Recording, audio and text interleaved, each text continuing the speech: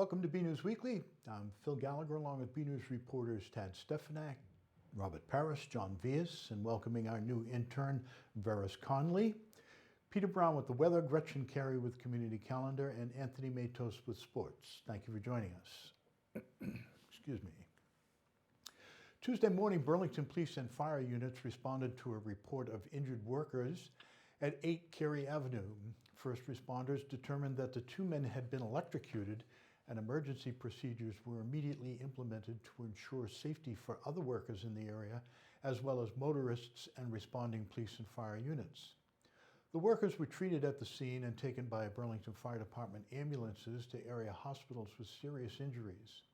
A preliminary investigation indicates that the victims were injured while working on a driveway paving crew for a private contractor when a dump truck bucket made contact with live electrical wires. The first victim, a 20-year-old man, was operating a skid steer loader when he was electrocuted. The second worker tried to assist the first when he too was shocked.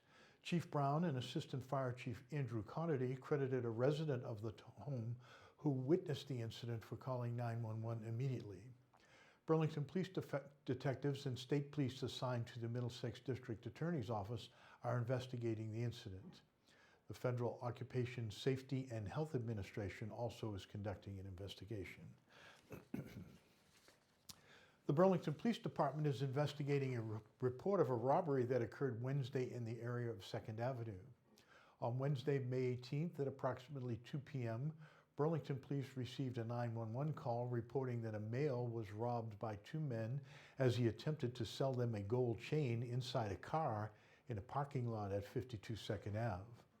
The caller reported that one of the suspects grabbed the gold chain once he showed it to them, and that the driver of the vehicle they were in accelerated rapidly and drove away as the victim tried to hold on to the chain. The victim was dragged through a parking lot and onto 2nd Avenue before he lost his grip on the chain and the car door and fell to the ground. The Burlington Fire Department also responded to provide medical aid to the victim, who was transported to a local hospital. The victim said the suspects were driving a black Acura sedan. One suspect was described as a Hispanic male with facial tattoos, and the other was described as a Hispanic male with dreadlocks who was wearing a blue sweatshirt. Burlington Police searched the area and notified law enforcement partners, including Mass State Police, to be on the lookout for anyone matching the suspect's description. The investigation remains active and ongoing. Anyone with any information on this incident is asked to call Burlington Police at 781-272-1212. The lesson here is if you're making private sales of things of great value, you should conduct that sale in a secure area, including perhaps the police department parking lots. As biotech in Burlington continues to grow, the Broad Institute of MIT and Harvard, along with Vericel Advanced Cell Therapies, have broken ground in a new state-of-the-art facility at the Network Drive campus. For more, BNews reporter Tad Stefanak has this report. The Broad Institute of MIT and Harvard, along with Vericel Advanced Cell Therapies, has signed a lease at the Network Drive campus. This is the groundbreaking for the Broad Institute and Vericel Corporation. We're building a 270,000 square foot life science building here at Network Drive, which is 100% leased to those two companies, which are coming out of Kendall Square to Burlington. So it's a big deal. It's a big day. The Broad Institute is a really large nonprofit biomedical research center.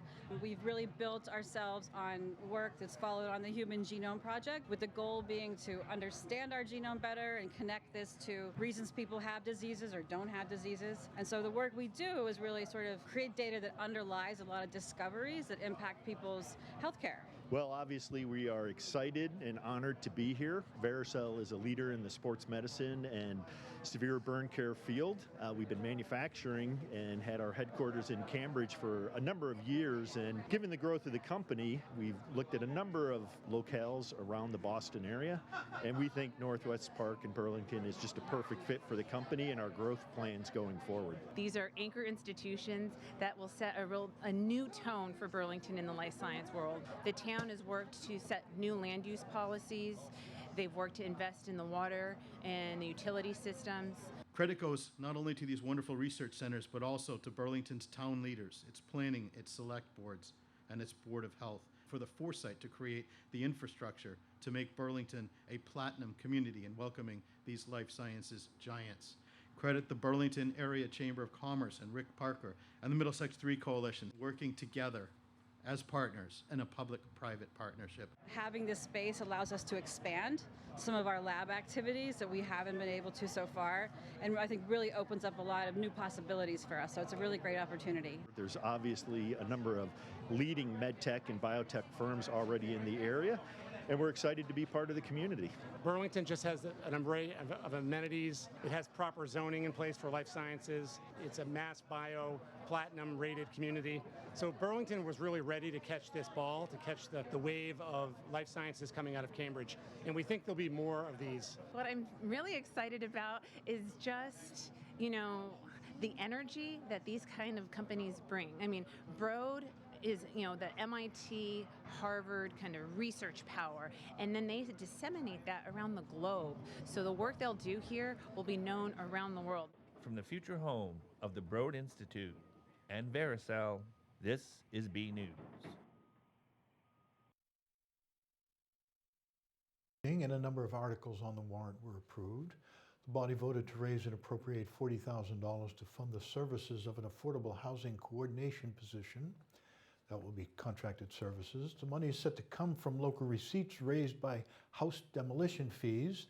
The Board of Selectmen recently approved the Town of Burlington Building Department to raise house demolition fees to $1,000 per home. Burlington averages 50 demolitions a year, procuring funds that will be spent under the direction of the town administrator in coordination with the Housing Partnership Committee. Town meeting also approved $20,000 in funding for the Burlington Sculpture Park. The $20,000 would go to leasing new sculptures for the next 2 years and the purchase of one of the remaining sculptures and moving it to a permanent location. The bulk of the money would go to improving and repairing the entrance to the sculpture park. Town meeting also voted to put the Community Preservation Act on the ballot for the November election. We'll have a special coming up on that in the near future. And a rezoning article for the Rogers Piano and adjacent properties to become a town center multifamily zone was voted down. For a complete breakdown of these articles from this month's town meeting, visit bcattv.org/bnews. Steve Nugent's Karate Institute celebrated 30 years in business in Burlington with a special event recently with some of the Grandmaster's close friends and longtime students gathered to help mark Nugent's big milestone. BNews reporter John Vias was there and has this look. This man is the real deal. He has committed himself to the martial arts and to his students for 30 years. Having a small business and running a small business for a year is massive, but doing it for 30 years is really unbelievable. And for 3 decades now, Grandmaster Steve Nugent has shared his passion for karate with the town. And on Saturday, May 7th, students and friends from the past and present gathered to celebrate his 30 years in business as the owner of Steve Nugent's Karate Institute on Cambridge Street, complete with a cookout, beanbag toss, lightsaber training, and a special surprise presented to the Grandmaster. That's awesome. Really awesome. Thank you. Thank you. Thank you. The turnout was amazing. I wasn't let in on some of this stuff. A lot of these guys did this, set this thing up in secret for me. And I came in this morning, I was just flabbergasted when I saw like Eric Forbush in from Japan. Some of my students from all over New England came back to be here for this. I have a pretty good ego, but this is humbling. It really is. The Grandmaster has shaped the lives of many throughout his long-running career, watching multiple generations of students grow, some of which have changed their lives in a positive light through Nugent's mentorship and support, whether it be moving on to professional fighting or health improvement. At the beginning, I was still competing, doing pretty well, winning tournaments, and that was all well and good. But when you cultivate someone, a student, and you train them, they start to go out on the tournament circuit, and to see one of your students win a world championship, I've had a couple of them that won world championships, it'll bring a tear to your eye.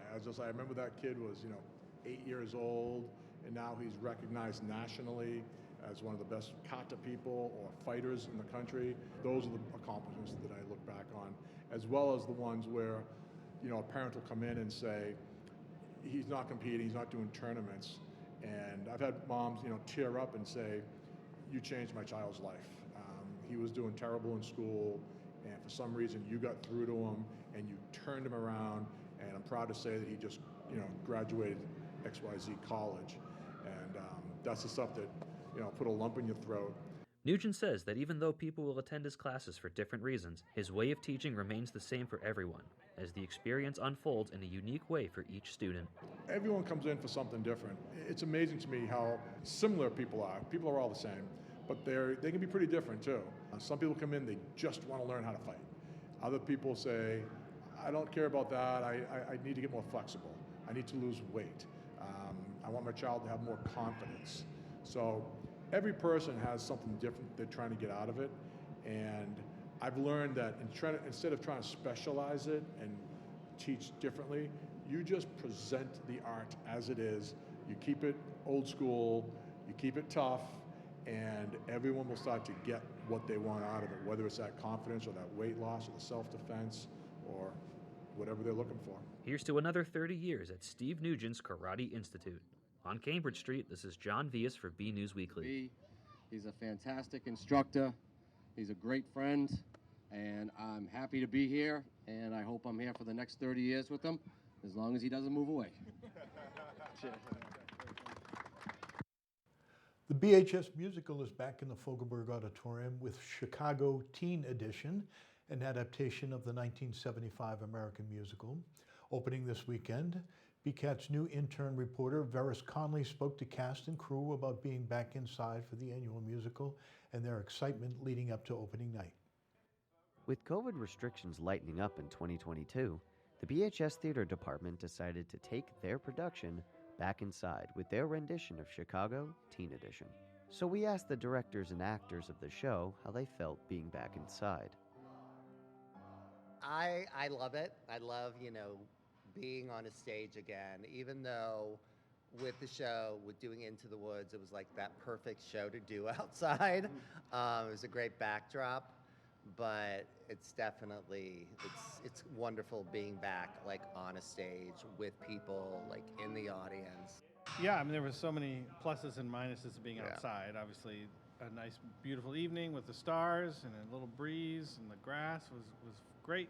But, being inside, you can really control the lighting and control more theatrics, and you can have the full orchestra in the pit, and there's just so many more resources that you can use to make the experience more exciting for the audience. I like that we have a bigger stage, we have a more elaborate set. We can just do a lot more than we could outside with the spacing and everything. It's much better inside. We have the lights, we have everything, the curtains. It feels more real, like an actual production than last year's did. With the production being indoors again, we also wanted to know what audiences would take away from this experience. I think Chicago is has a really unique show because it's really a play that's set sort of in a cabaret atmosphere. So it's supposed to feel like the audience, the stage, and the show is the audience is part of the show, part of the act. So I think it's going to feel really nice to be in the audience and just kind of take in the show. Well, you feel like you're really part of it. Yeah. Which is you're not just sitting back, just watching the show. We bring you into the show, which is nice. Well, actually, one thing that I've taken away from the show is that it's commentary on America and American society, and it took me a while to recognize that, but I hope that, the people that see our show get the message that it says about America. It's just, the timing, the time and everything, we had so much patience, and I feel like it's important to, take away that patience is, key, and that, once you just keep putting in that hard work, it's gonna end up really good, as you can see. With the show premiering May 20th, we wish all the cast and crew the best of luck. Chicago Teen Edition opens on May 20th with performances through May 29th. Visit burlingtontheater.com for tickets and more information. This is Vericel Conley for BNEWS Weekly. The Burlington Sculpture Park Committee held a dedication ceremony and Ukrainian cultural event for the recently purchased global warming sculpture, along with guest speakers from Ukraine speaking on behalf of their country. BNews reporter John Vias spoke to members of the Sculpture Park Committee, along with many of the event's key speakers. Should I give my beloved country my legs and keep my hands? Then it's great. Take my legs. Here they are. For me, it's enough to keep my hands. Saturday, May 14th brought visitors over to the Burlington Sculpture Park, where the committee held a dedication ceremony and Ukrainian cultural event for the recently purchased global warming sculpture, aka the Two Big Yellow Cherries. A new sign was devoted to the brave citizens of Ukraine, thanking the many people who donated to purchase the sculpture. The global warming sculpture is ours for good because the people of Burlington all rallied together to purchase it. Most of the other sculptures here are on lease. Some of them were purchased by the Sculpture Park Committee, but this is special because this was not purchased by the committee. This was purchased by everyone working together. 4 businesses and 128 residents who all felt strongly enough about this sculpture that they wanted to donate their own money so that we could keep it here. The Sculpture Park Committee kept in touch with Nikita Zagura and his brother Igor, who used funds to cover costs and then contribute to the rebuilding of Ukraine. That having this sculpture here kind of provided a connection between our little town in Burlington to Kyiv, Ukraine, and it was a very special connection that we felt. The dedication ceremony included the president of the New England Sculptors Association speaking about the sculpture itself, along with story time from the library for young children and 3 Ukrainians sharing stories of their heritage, one of which was a Ukrainian historian giving a talk on his country's history. The other 2 expressed their love for Ukraine by singing the Ukrainian national anthem, in addition to reading poems. The other one is a very special song. It was originated in the beginning of 20th century, and it was an anthem of the Ukrainian military.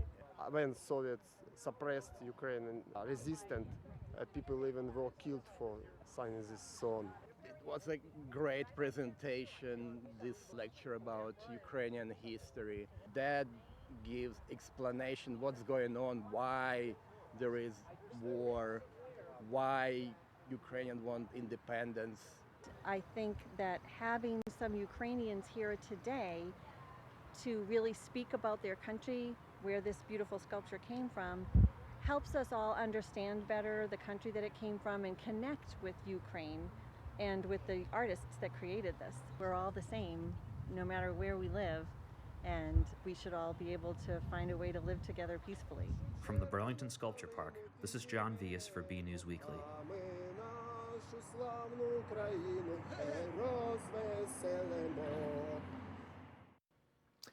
Temperatures are rising, and with these warmer days is coming a fair mix of sunshine and rain. We go to BNews meteorologist Peter Brown for a look at the weather for the coming week. We'll also check out the community calendar with Gretchen Carey to see what's happening in Burlington. Well, hello everyone, this is Peter Brown to look at your weather for the next 7 days. Here we are heading in towards the 3rd week of May. We're almost to Memorial Day, which is, of course, as we know it, the unofficial start of summer. As we head into this week coming up, we are definitely going to be having a summer feel out there, especially for this weekend. It is going to be a very, very hot weekend, it looks like, from what the models are suggesting right now. But as we started up here on Friday, we're supposed to be seeing temperatures at this time of the year around 70, and we're going to probably be about 10 degrees warmer than that starting out up here on Friday. Probably going to be in the upper 70s to around 80. And then when we round out the period getting in towards next Thursday, again, our high temperatures at this time of the year should be in the low to mid 70s. And that's probably where we're pretty much going to end up as we get to the end of the period, going to be pretty seasonable. And of course, as you notice, our sunsets are now happening after 8 o'clock in the evening.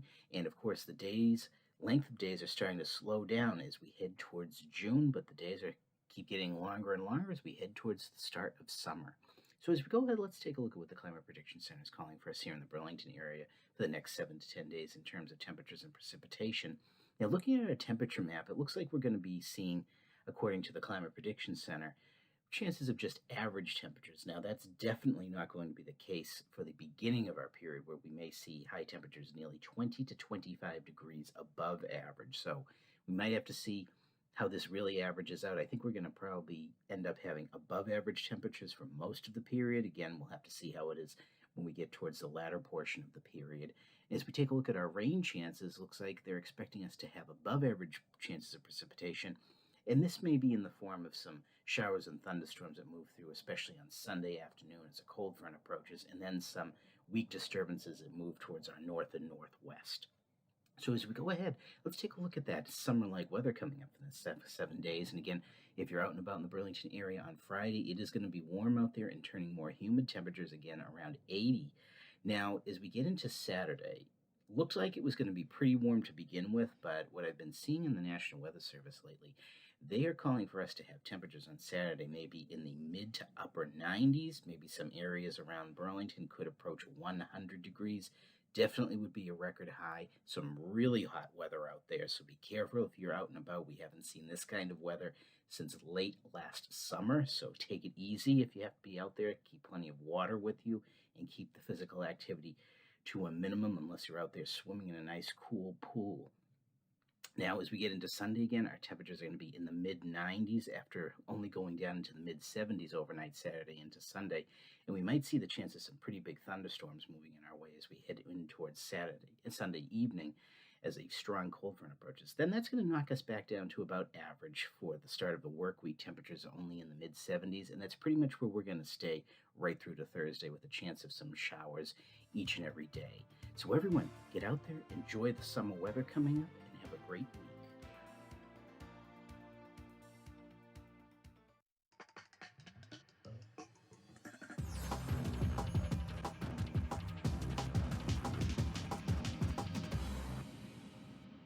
Hey everyone, I'm Gretchen Carey, and this is your community calendar. On May 24th, the Burlington Parks and Recreation Department will be having a petting zoo at Simons Park. For more information, go to the summer brochure at burlingtonrecreation.org.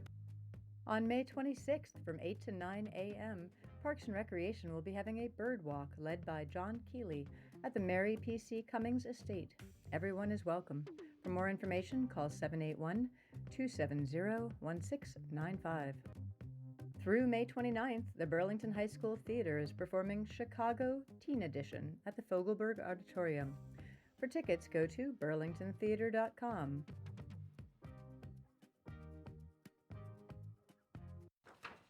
The spring sports season is winding down at Burlington High School. For the latest Red Devil action, we go to Anthony Matos with the BNEWS Sports Report. Hey everyone, I'm Anthony Matos in this weekly sports report. The spring seasons are coming down to the wire for the Red Devils. Lady Devils tennis had 5 matches this past week against Stoneham, Watertown, Melrose, Wilmington, and Wakefield. Burlington won 3 out of 5 games, 5-0 over Stoneham and Wilmington, 3-2 over Watertown. The Devils lost 1-4 over Melrose. We have highlights against Wakefield. Let's check them out. It was a windy and breezy afternoon at Rohannes Park when Lady Devils Tennis hosted Wakefield. In first singles, Annabelle Willie and Haley Dorion both won their sets against the Warriors 6-1 and 6-2. Anna Pearl lost both of her sets 0-6 and 1-6. In first doubles, Alessia Petruzzi and Sonali Patel lost by a score of 6-7 and 0-6. Jules Piscatelli and Anjali Patel also lost in their sets 2-6 and 0-6. The final score was 2-3 Wakefield. As of this taping, the Devils are 7-8 on the season. Red Devils tennis also had 5 matches this past week against Stoneham, Central Catholic, Watertown, Melrose, and Wakefield. The Devils were on a 4-game win streak in these games. They had 3 shutout victories over Stoneham, Watertown, and Melrose, and a blowout victory over Central Catholic, 5-0 over Stoneham, Watertown, and Melrose, and 4-1 over Central Catholic. Their win streak came to a halt, losing on May 17th, 2-3 over Wakefield. Burlington is currently 11-6 on the season. Lady Devils lacrosse is now 14-3 this season after an 8-3 win over Wakefield at Landrigan Field on May 18th. Red Devils lacrosse is currently 7-7 after the 8-4 loss at home on May 18th against Wakefield. Red Devils baseball was shut out at Walsh Field in Wakefield on May 17th as they lost 0-7. Burlington is currently 5-11 on the season. Lady Devils softball had a home game at Marvin Field against Wakefield Memorial High School. Burlington won the game in a blowout fashion of 9-2. CC and Bimbo had 19 strikeouts, while Shea McDonald had 3 runs batted in. Lady Devils are currently 16-1 this season. Both track teams were invited to the Massachusetts State Track Coaches Association State Coaches Meet on May 14th at Boston College High School. You can read the results from the meet at bcattv.org/sports. Burlington will host the Middlesex League meet on May 19th. We'll have results in this next week's sports report. Red Devils volleyball had 2 home games this past week against Medford and Lexington. Against Medford, the team won a shutout set score of 3-0 and lost in the following games 0-3. Red Devils are currently 4-7 this season. Burlington Unified Basketball is now 4-1 this season after securing a 50-36 win in Lexington on May 18th. Catch more Red Devil action at our website and check out our Twitter page at BNews Sports. That's all for this week. Back to you guys in the studio. Another week, another photo to highlight. This week's photo comes from On High, sent in by local photographer Kevin Carnell, who is experimenting with a new quadcopter. This unique perspective goes for miles through Burlington and beyond. Thanks for the photo, Kevin. We'd like to see your photos. They could be of your spring activities, a family trip, or just everyday moments. Whatever you think is interesting and would like to share. Send your photos to bcat@bcattv.org. Don't forget to stay tuned following the broadcast for the Burlington Public School Weekly Update with the COVID numbers in the schools and more. And to wrap things up this week, we have a look at BHS seniors and juniors walking the red carpet for prom night on the town common, and this was the first BHS prom held since 2019. That's it from the news desk here at BNEWS Weekly. I'm Phil Gallagher, along with Tad Stefanak, John Vias, Robert Paris, Veris Conley, Peter Brown, Gretchen Carey, and Anthony Matos. Thank you for joining us.